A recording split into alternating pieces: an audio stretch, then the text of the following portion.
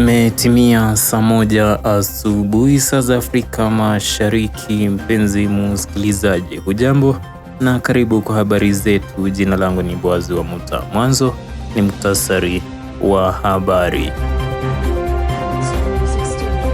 Rais William Ruto atoa wito kwa vyuo vikuu vya umma kubuni mbinu bunifu za kuchangisha fedha kwa ajili ya mafunzo, utafiti na maendeleo. Waziri wa teknolojia ya habari, mawasiliano na uchumi wa kidijitali Daktari Margaret Ndung'u atoa wito wa ushirikiano baina ya serikali na sekta ya kibinafsi katika wafikiaji malengo ya mabadiliko ya kidijitali humu nchini.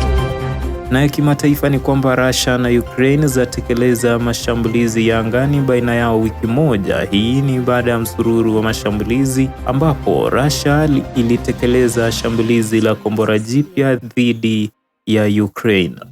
Karibu. Rais William Ruto ametoa wito kwa vyuo vikuu vya umma kubuni mbinu bunifu za kuchangisha fedha kwa ajili ya mafunzo, utafiti na maendeleo. Akizungumza wakati wa uzinduzi wa kituo cha uvumbuzi cha Silicon Savannah ambacho ni cha chuo kikuu cha Nairobi katika ikulu ya Nairobi, Rais alisema vyuo vikuu lazima pia vifikirie kuchuma mapato kutoka kwa mali ilivyo navyo, ikiwa ni pamoja na utafiti. Kituo hicho cha uvumbuzi ni uwekezaji wa shilingi bilioni 4.7 na serikali ya Ufaransa. Alisema kituo hicho cha uvumbuzi cha chuo kikuu cha Nairobi cha Silicon Savannah kinaiweka Kenya kama kitovu cha kitaifa cha teknolojia na uvumbuzi.